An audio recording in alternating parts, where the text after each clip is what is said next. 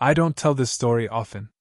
When I do, I tell it the way I'm about to tell it now, slowly, without embellishment, the way you'd read aloud from a logbook you didn't entirely understand. I've found that's the only way it stays close to the truth. If I try to dramatize it, my memory pushes back. If I try to make sense of it, the sense falls apart somewhere around the third or fourth detail, and I'm left holding nothing. So I'm just going to describe what happened, and what I think happened, and where the difference between those two stops being clear. My name doesn't matter for this. I worked, between October of one year and February of the next, at a small weather monitoring station in the northern coastal interior of Alaska. The station's actual designation was a string of letters and numbers I'm not going to repeat here, partly because I don't want to, and partly because when I tried to look it up later, after I'd come back south, I couldn't find a record of it under that designation anywhere. That's the kind of detail I've stopped trying to argue with.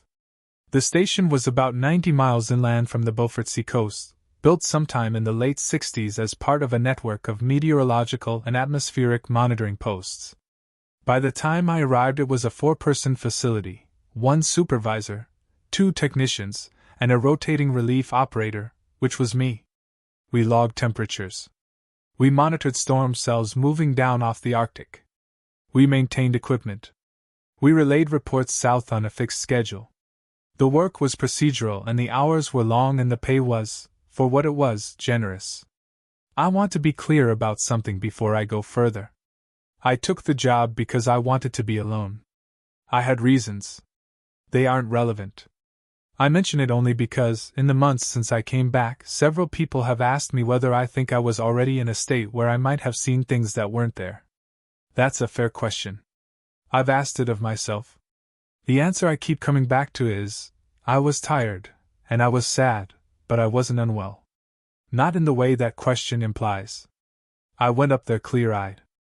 I came back the way I came back. The flight in was on a small twin-engine prop that made the run twice a week in season and once a week out of season. By October it was already down to once a week. I remember the pilot didn't talk much. He landed on a gravel strip about 4 miles from the station, helped me load my duffel and 2 crates of personal supplies into the bed of a pickup, and drove me the rest of the way without saying anything except, at one point, "You'll want to keep your boots inside at night. They freeze to the floor by the door if you don't." That was the first piece of practical advice I got, and it turned out to be true. I've thought about it a lot since. Not because it was significant, it wasn't, but because it was the last completely normal thing anyone said to me for 4 months. The station itself was a low cluster of prefabricated buildings connected by enclosed walkways. The main building held the control room, the equipment bays, the kitchen, and the bunk rooms.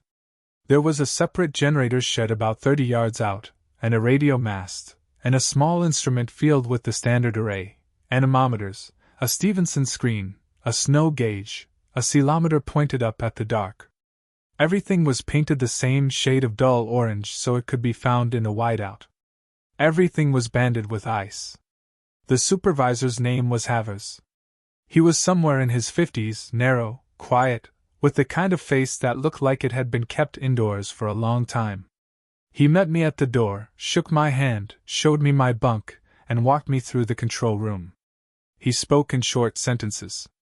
He didn't smile, but he wasn't unfriendly. He just had the manner of someone who had stopped wasting words a long time ago. The 2 technicians were a woman named Pike and a man named Arrow. Pike was maybe 40, broad-shouldered, with hair she kept cut very short. Arrow was younger, maybe my age, and he was the only one of the 3 who seemed glad to see a new face. He shook my hand twice and asked where I was from and then immediately apologized for asking, as if he'd remembered halfway through that questions like that weren't really done up there. Havers handed me a binder my first night. It was about 2 inches thick, mostly typed pages and plastic sleeves, with a few handwritten amendments in the back. He told me to read it before my first shift. He said it covered procedures, emergencies, equipment, and the reporting schedule. He said most of it was common sense. I read it that night in my bunk, under a single fluorescent tube that buzzed at a frequency I would come to know better than my own pulse. The binder was exactly what he said it was. Procedures for daily readings. Procedures for equipment failure. Procedures for medical events. Procedures for fire. Procedures for loss of generator power. Procedures for radio failure. Procedures for an unscheduled visitor. Procedures for an unscheduled aircraft. Procedures for a storm reaching a certain pressure threshold. And then, near the back, in a section that had been retyped more recently than the rest, a short procedure I read twice and then read again. It was titled, Non-Reporting Weather Events. It was 4 paragraphs. It said that certain atmospheric phenomena, due to their classification under a memorandum I'd never heard of, were not to be entered into the standard log. It said that in the event of such an event, the supervisor would identify it and instruct the relevant staff. It said the event would be logged in a separate book, kept in a locked drawer in the supervisor's office. It said no reference to the event was to be made on outgoing radio traffic, in personal correspondence, or in any unofficial record. It said failure to observe these procedures was grounds for immediate termination and possible legal consequences under terms specified in my employment contract. I read it a third time and went to sleep. I remember thinking, this is a government job in a sensitive region, of course there are things they don't want logged. I remember thinking it was probably about Russian air traffic or military overflights or something equivalent. I went to sleep without much concern. That was the last night I slept easily. The first 2 weeks were ordinary. The routine, once you fell into it, was almost soothing. I'd wake at 5:30 in the absolute dark. The sun by then was rising for only a few hours around midday and would soon stop rising at all, and I'd take the 4:30 to noon shift in the control room. My job was to record the readings from the instrument field at 15-minute intervals, monitor the weather radar, log any storm systems within a defined radius, and relay a summary report south at 7 and at 11. The control room was small. 3 desks, 3 monitors each, a wall of radio equipment, a window that faced east and showed, depending on the hour, either total darkness or a kind of bluish twilight that never resolved into actual day. The fluorescent lights were always on. They had to be. There wasn't enough natural light to work by, even at noon. I learned the rhythms. The way the anemometer would freeze if the wind dropped below a certain speed for too long, and you'd have to send someone out to clear it. The way the radar would occasionally pick up flocks of something, birds I assumed, though by then there shouldn't have been any birds, and you'd note them and dismiss them. The way the radio would hiss for hours and then suddenly carry a voice from a station 300 miles away, perfectly clear, talking about a generator problem or a relief schedule. I learned the people, too, or as much of them as they let me learn. Havers worked the late shift and slept during the morning. Pike worked overlapping with me and was a steady, methodical presence, the kind of coworker who'd answer a question once and expect you to remember the answer. Arrow worked the evening shift and was the one I ate dinner with most nights. He talked more than the others, but never about himself. He talked about books he'd read. He talked about a dog he used to have. He talked about a town in Wisconsin he'd grown up near. He never talked about the work. The first time I noticed something I couldn't explain was during my 3rd week. I was on shift. It was around 9 in the morning, which meant it was dark outside, and a low storm system had been tracking in from the northwest for about 6 hours. I'd been logging it normally. Wind speeds in the low 40s, pressure dropping steadily, snow beginning to accumulate. I was preparing the 11 o'clock report when Havers came into the control room. He didn't usually come in during my shift. He stood behind me and looked at the radar for about a minute without saying anything, and then he said quietly, "Don't include the cell to the northwest in the report." I turned around. He was looking at the screen, not at me. I said, "The whole system, or just the leading edge?" He said, "The whole system. It's a Section 4 event. I'll log it separately." Section 4 was the non-reporting procedure from the binder. I remembered the heading exactly. I'd read it 3 times. I said, "Okay." He nodded and went back to his office and closed the door. I sat with the report for a long time. The storm was the only significant feature on the radar. Removing it from the report meant sending a summary that said, essentially, nothing was happening. Conditions clear, winds light, no significant precipitation. Which was a lie. The wind outside was already at the windows. The snow was visible in the floodlights, moving sideways. I sent the report Havers told me to send. I sent it at 11 exactly. I logged the readings in the regular book up to 9, and then I stopped logging them. At noon, when Pike came in to take over, she looked at the book and said, "Section 4? And I said, "Yeah." And she said, "Okay. I'll pick it up after." And that was the entire conversation we had about it. I want to stress something here, because it matters for everything that comes after. At that point in my third week, I still thought this was a bureaucratic thing. I thought, somewhere in the federal government, there is a reason certain storms in this region don't enter the public record, and that reason is probably boring and probably classified and probably has to do with military operations or aircraft tracking or something equally mundane. I didn't ask questions because I had been told not to ask questions, and because the people around me weren't asking either, and because the work itself was easy enough that not asking questions felt like part of the job. The storm lasted 19 hours. It was the longest single cell I'd seen since I'd arrived. When it passed, the readings went back to normal, and the official log resumed as if nothing had happened. The separate book in Havers' office, the one I'd never seen, presumably had a record of what really happened.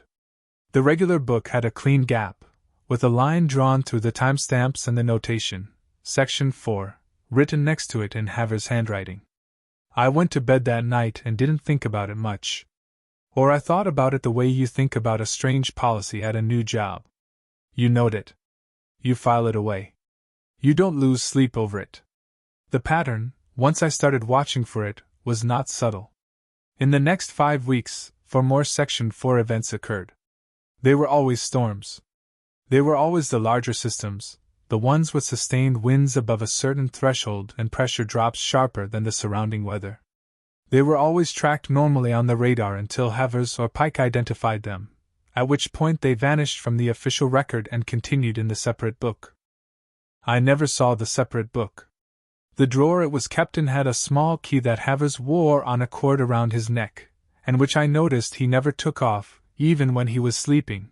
I saw it one morning when I passed his open door, and he was on his back, mouth slightly open, breathing slow, and the cord was still around his neck and the key was still on the cord.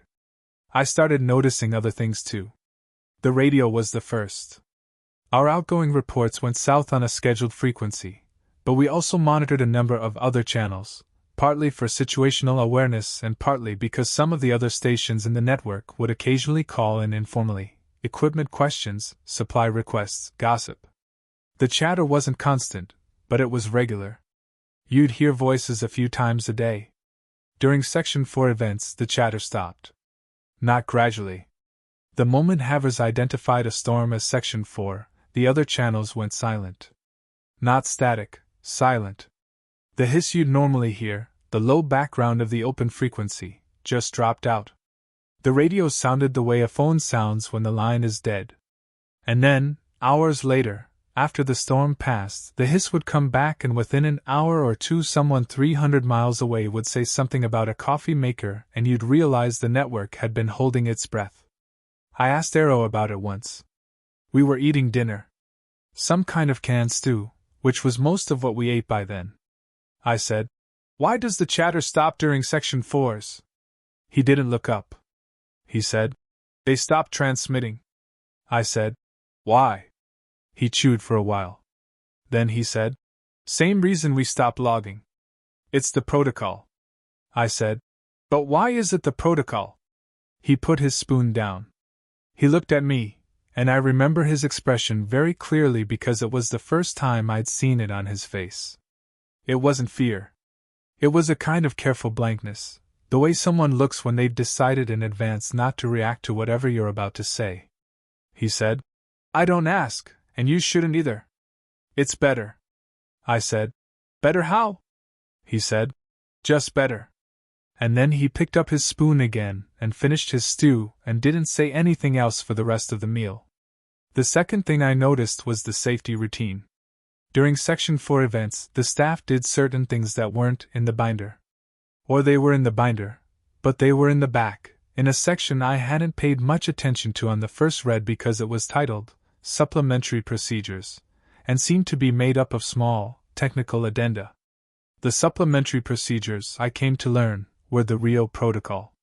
They were: when a Section 4 event began, all exterior doors were to be double-bolted. All exterior windows were to be covered with the metal storm shutters that hung beside them. The shutters were normally only used during the worst weather, but during Section 4s they went up regardless of wind speed. The generator was to be switched to its secondary fuel reserve, which I had assumed was for emergencies only. The radio was to be left on but unmanned for the duration of the event. No one was to be alone in any room. No one was to go outside for any reason, including instrument failure, including fire in the generator shed, including medical emergency. If you saw something through a window before the shutters went up, you were not to describe it to anyone else. If you heard something outside, you were not to identify it. That last one I learned the hard way. It was during the 4th Section 4 event, sometime in late November. The storm had been going for about 6 hours. The shutters were up. The 4 of us were in the common room, which was the procedure. During Section 4s, everyone gathered in the common room and we played cards or read or sat quietly until the event was over. Havers was in his chair by the door. Pike was reading. Arrow and I were playing a slow, uninvested game of gin rummy at the table. The wind outside was loud, the way wind gets when it's coming around the corners of a building and finding the seams. Under the wind, I heard something else. It sounded like a low, sustained note. Not quite a hum. More like the sound a large piece of metal makes when it vibrates at a frequency just below what's comfortable to listen to. It was steady. It didn't rise or fall with the wind. I said, "Do you hear that?" I said it casually. I wasn't alarmed. I just wanted to know what it was. The room went quiet. Pike stopped reading. Arrow looked at his cards. Havers, without lifting his head, said, "Don't." I said, "Don't what?" He said, "Don't ask. Don't describe it. Don't think about what it is. Just don't." I said, "I just wanted to know if it was the generator." He looked up. He said, "It's not the generator. The generator is fine. Don't ask again." I didn't ask again. The sound continued for another 2 hours and then stopped, and after it stopped, the wind sounded normal, and the storm went on for another 9 hours and ended, and the shutters came down, and we went back to our shifts. Nobody mentioned the sound. Nobody mentioned my question. But 2 days later, Arrow found me alone in the kitchen. He said very quietly, "If you hear something during a 4, don't describe it out loud. Even to yourself." Havers wasn't being harsh. "There's a reason." I said, "What's the reason?" He said, "I don't know the reason. I just know the rule." The third thing I noticed was the memory. I'm going to describe this carefully, because it's the part I'm least sure of, and I want to be honest about that. After the first Section 4 event, I remembered the storm clearly. I remembered the readings, the timeline, what Havers had said, what I'd done. After the second, I remembered it less clearly. After the third, I had a sense that it had happened and a sense of the date, but specific details were hard to access.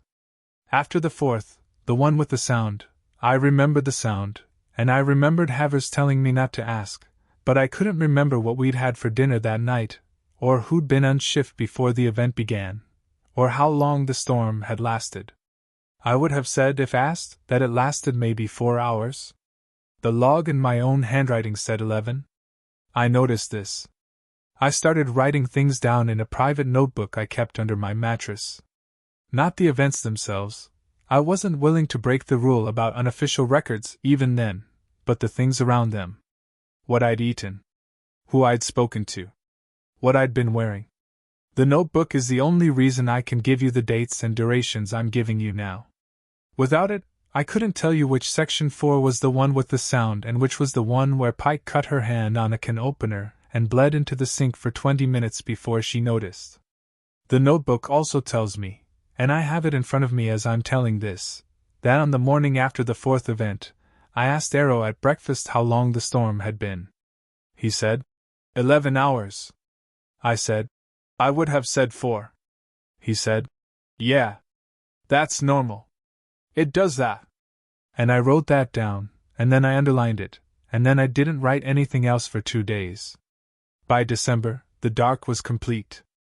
The sun didn't rise. There was a period around noon where the southern horizon turned a kind of bruised blue, and then it was dark again. The instrument field was a constellation of small lights moving in the wind. The station was a few warm rooms inside a much larger cold. The fifth section 4 came on December 11th. I remember the date because of the notebook. It was different from the others from the beginning. I was on shift when it started showing on the radar, a system tracking down from the north, but not from the northwest like the others. From due north. Straight down out of the polar cap. I watched it for about 90 minutes before Havers came in.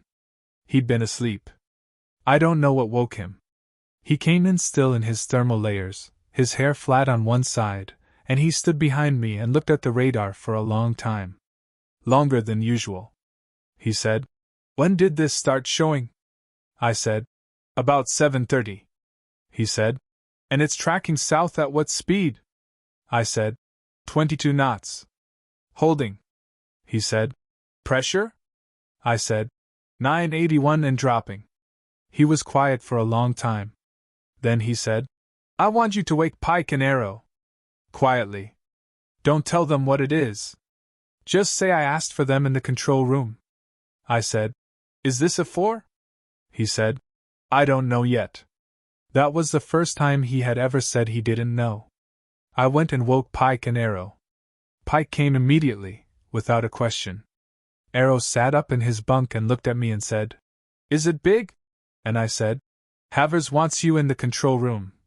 And he got up and put his clothes on without saying anything else. When we were all in the control room, Havers pointed at the radar and said, "I've never seen one come from this direction. I've been here 11 years. Pike said, "What do we do?" Havers said, "Same as always. But I want the shutters up now. Not when it arrives. Now." Pike and Arrow went to do the shutters. I stayed in the control room with Havers. He sat down at the second desk and pulled a worn ring binder out of a drawer I hadn't known existed. It was older than the binder he'd given me. The cover was leather, soft from handling, with no markings on it. He opened it about 2/3 of the way through and started reading. I said, "Can I ask what that is?" He didn't look up. He said, "It's the historical log. It goes back to 1961. Every Section 4 event since this station was built." I said, "Is the current one in there?" He said, "Not yet." I said, "Are there ones like this one?" He turned a few pages back and forth. He said, "There's one. 1978. December. From the north. I don't know if it's the same. The notes are sparse." I said, "What happened in 78? He looked at me then. He said, 2 of the 4 staff didn't finish the season. That's all it says." He closed the binder and put it back in the drawer. By the time the shutters were up and the doors were bolted, the storm was about 40 miles out. The pressure was at 968. The wind at the station was still light. The radio was silent. The other stations had gone dark the moment Havers identified the event as Section 4, which he had done at 9:52, by which point Pike was already finishing the last shutter. We gathered in the common room. Havers sat by the door, as he always did. He had a flashlight on the small table beside him, and a thermos, and a notebook of his own. Pike was at the table. Arrow was on the couch. I sat in the chair by the bookshelf, and I kept my private notebook in my lap, under a paperback, where no one could see it. The storm arrived at 12:17. The wind hit the building in a single, hard wave, and the lights flickered, and the secondary generator kicked in within a second and they came back, and then the sound of the wind settled into the steady, multi-layered roar I had come to recognize. Snow against the shutters. Wind around the corners. The deep, low note of pressure differential against the walls. For the first 3 hours, it was a storm. A bad one, but a storm. The pressure stabilized at 952. The wind held at 63 knots. The temperature outside was -38 and falling. At about 3 in the morning, and I am giving you this from memory and from the notebook, which is shaky in places because I was writing it in my lap in the dark, the wind stopped. Not died down. Stopped. The shutters, which had been straining and rattling, went quiet. The low note in the walls went quiet. The snow against the building stopped making sound. There was no wind.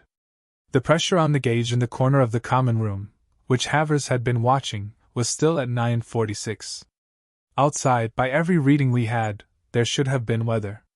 There wasn't. The silence was the worst thing I have ever heard. I don't know how to describe a silence as a sound, but that one was. It was a sound the way a hole is a shape. It pressed against the windows. It was inside the room with us. The fluorescent lights buzzed, and that buzz, which I had stopped hearing weeks before, was suddenly the only thing in the world. Havers stood up. He walked over to the radio and turned it on. He turned the dial through every channel we monitored. There was no static. There was no hiss. Each channel was just the same silence as outside. He turned the radio off. He sat back down. Pike said, "Has this happened before?" Havers said, "Yes." Pike said, "When?" Havers said, "78. Nobody said anything else for a long time. Arrow was very still on the couch. His eyes were open. He was looking at the ceiling. I don't think he was seeing it. The silence lasted, according to my notebook, 41 minutes. During that time, 3 things happened that I want to describe as honestly as I can. The first was that I started to feel a pressure in my ears. Not the kind you get on an airplane. Something subtler. A sense that the air in the room was thicker than it should have been, and that something was leaning gently against my eardrums from the outside. I looked at the others. Pike had her hand at her jaw, working it the way you do when you're trying to pop your ears. Arrow was still staring at the ceiling. Havers was looking at the floor. The second was that I heard, very faintly, what I can only describe as a voice. It wasn't a voice in the room. It wasn't a voice on the radio. It was a voice in the way you hear a voice when you're falling asleep and the voice is coming from somewhere between the dream and the room. I couldn't tell what it was saying.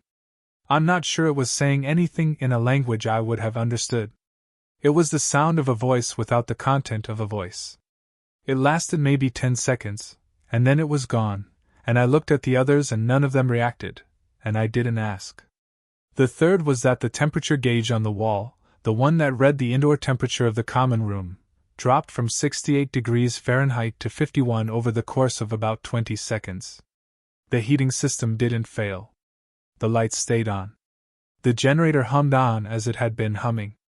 The temperature gauge just went down, and then, after the silence ended, slowly went back up to 68 over the next hour. The silence ended the way it had started. The wind came back, in a single wave, and the shutters started to rattle again, and the low note in the walls returned. The pressure gauge, which had not moved during the silence, started to behave normally.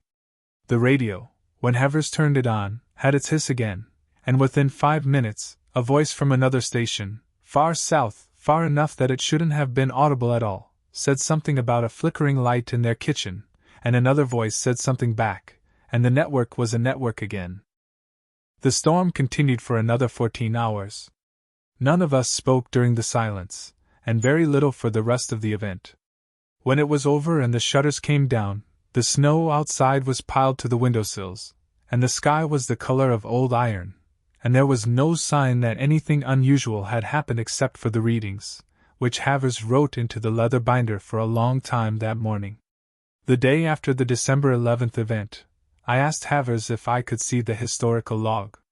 He was in his office. The door was open. He was drinking coffee and looking at nothing in particular. He had the look of a man who hadn't slept since the storm ended. He looked at me for a long time. Then he said, "Sit down." I sat down in the chair across from his desk. He didn't say anything for a while. When he did, he didn't open the binder. He just talked. He said, "I'm going to tell you what I tell people who ask. I don't tell people who don't ask.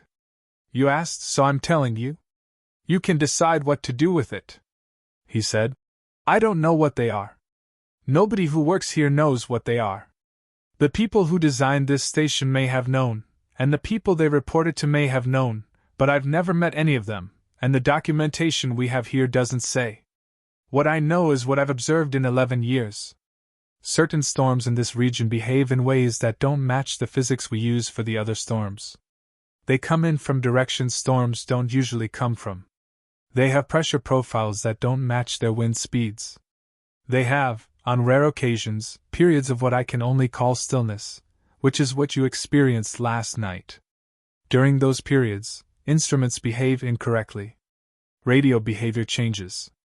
People who are inside report sensory anomalies. People who are outside." He paused. "Do not always come back, or do not come back the same. The last time someone went outside during a stillness was in 1978. I was not here yet. The notes on what happened to him are not detailed.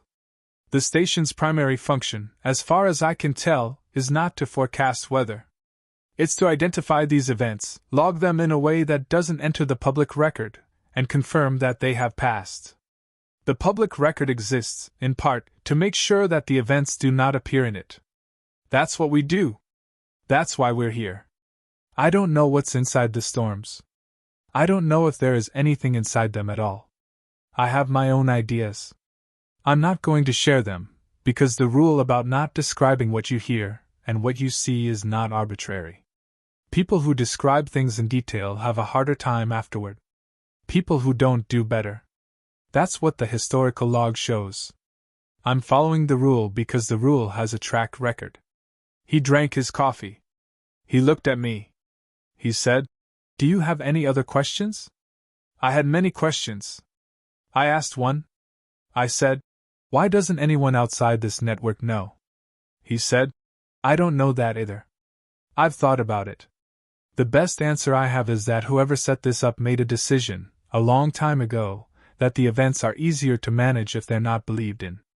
If the public record says these storms didn't happen, then there's nothing to investigate, nothing to publicize, nothing to attract attention to. The storms continue to come. They have always continued to come. Maybe that's the trade. We watch them. We don't talk about them. They stay where they are. Or," he said, "the people who set this up are wrong, and the storms would do what they do regardless. And the silence is just the silence of an institution that doesn't want to admit it doesn't understand something. I have considered that possibility too. I haven't reached a conclusion." He closed his hands around the coffee cup. He said, "You have about 7 weeks left in your contract. I'd recommend you finish it. Leaving early gets noticed, and the people who notice it tend to ask questions, and the questions tend not to be comfortable. The events are rare. We may not see another one before you leave. If we do, you know the procedures. The procedures work." I said, "Thank you." I went back to my bunk and lay down, and didn't sleep for a long time. I want to describe Arrow now, because of what happened in January. In the weeks after the December 11th event, Arrow changed. Not dramatically. The change was the kind of thing you'd only notice if you ate dinner with someone 5 times a week. He talked less. He stopped reading. He stopped mentioning the dog, or Wisconsin, or anything from before. He performed his shifts. He was punctual. He was technically correct in everything he did. But he was, in a way I find hard to articulate, no longer fully present in the room. I asked him once, in early January, if he was all right. We were in the kitchen. He was eating a bowl of oatmeal very slowly. He said, "I'm fine." I said, "You seem quiet." He said, "I'm thinking." I said, "About what?" He said, "About the silence." I waited for him to say more. He didn't. He finished his oatmeal and put the bowl in the sink and went to his bunk. I asked Pike about him later. Pike said, "He's been here 3 years. 3 years is when it starts." He'll level out. Or he won't. Either way, not your problem. I said. Is that what happened to you? Pike said. I've been here 7 years. I leveled out. I said. What does leveled out mean? She thought about it for a while. Then she said, it means you stop trying to understand it. You just do the job. The job is doable. The understanding isn't. She went back to her work. I went back to mine. The 6th Section 4 was in late January. It was not, by the readings, a particularly strong event. It came in from the west, at normal speed, with a normal pressure profile. The shutters went up. The doors were bolted. We gathered in the common room. The radio went silent. The storm arrived at about 9 in the evening and was forecast to last around 7 hours. About 3 hours in, Arrow stood up from the couch and walked toward the door. Havas said, Sit down. Arrow didn't sit down. He stood by the door. He had his hand on the bolt. Havers stood up. He moved between Arrow and the door. He was a smaller man than Arrow, but Arrow stopped. Havas said, What are you doing? Arrow said, I think someone is outside. Havas said, There isn't anyone outside. Arrow said, I heard them. Havas said, You didn't hear them. You know you didn't hear them. Sit down. Arrow stood there for a long time. His face was wet. I hadn't realized he was crying. The crying was quiet and didn't seem connected to the rest of him. He was looking past Havas at the door. He said, It sounded like my brother. Havas said, I know what it sounded like. Sit down. Arrow sat down. Havers stayed by the door for the rest of the storm. He didn't sleep. None of us slept. Arrow didn't speak again for the rest of the event. After the storm passed and the shutters came down, Havers took Arrow into his office and they spoke for about an hour. I don't know what was said. When Arrow came out, he looked tired but ordinary, and he went to his bunk and slept for 16 hours. The next day he was back on shift. He performed normally. He didn't mention his brother. I didn't ask if he had a brother. I learned later, much later, after I came back south, that he didn't. That was when I understood, finally, what the rule about not describing the sounds was for. It wasn't to protect us from the sounds. It was to keep us from giving the sounds something to be. The sounds, whatever they were, found things to become if you described them. They were better off staying as sounds. I never described the voice I had heard during the December silence. I have not described it in this story either, beyond the bare fact of it. I am not going to. Havers' rule has, in my experience, a track record. I am following it. My contract ended in the second week of February. The pilot came in on the small twin-engine prop. I packed my duffel. I said goodbye to Pike, who shook my hand once and said, Take care of yourself. I said goodbye to Arrow, who was on shift and said, without looking up from the radar, Safe flight. I said goodbye to Havers at the door of the station, in the dark, with the snow blowing past the floodlights. He shook my hand. He said, You did the job. I said, Thank you. He said, If anyone asks you about the work, you logged temperatures. You monitored storms. You relayed reports. That's what you did. That's all you did. I said, I understand. He said, I mean for your sake. Not for ours. I said, I understand. The pilot drove me to the gravel strip. He didn't say anything. The flight south was 3 hours. I slept for most of it. I have been back in the lower 48 for a long time now. I have a different job. I live in a small town in a state where it doesn't snow very often, and when it does, the snow melts within a day or two and the ground is brown again. I sleep well most nights. I have stopped writing in the notebook, though I still have it, in a box in a closet, and I have referred to it for parts of this story. A few things have happened, since I came back, that I'm going to mention without making too much of them. The first is that I tried, in my first year back, to find the station in public records. I couldn't. The designation wasn't in any of the meteorological network lists I could access. The town, the gravel strip, was outside of did exist, and still exists, but the strip itself wasn't on any map I could find. The flight I took in and out wasn't on any commercial schedule, which I had expected, but it also wasn't in any of the charter logs I tried to look at. The job posting I had answered, which I had saved as a screenshot on my phone, was no longer accessible at the URL where I had found it, and the email account I had used to apply had been deactivated by the provider for, they said, inactivity, though I had been using it weekly. The second is that, in my second year back, I read a small news item about a cargo ship in the Bering Sea that had received a distress signal from a vessel that, according to the registry it provided over the radio, had been missing since 1958. The cargo ship reported the signal, attempted to triangulate the source, and found nothing. The signal continued for about 40 minutes, and then stopped. The article was 3 paragraphs long and did not appear, when I searched for it later, in any archive. I had read it on my phone. I had not saved it. I do not know if I read it. The third is that I sometimes, in winter, hear a sound that I think is the heating system in my house, but that, when I get up to check, is not the heating system. I have stopped getting up to check. The fourth is that I cannot reliably remember the face of any of the 3 people I worked with for those 4 months. I can remember Pike's haircut.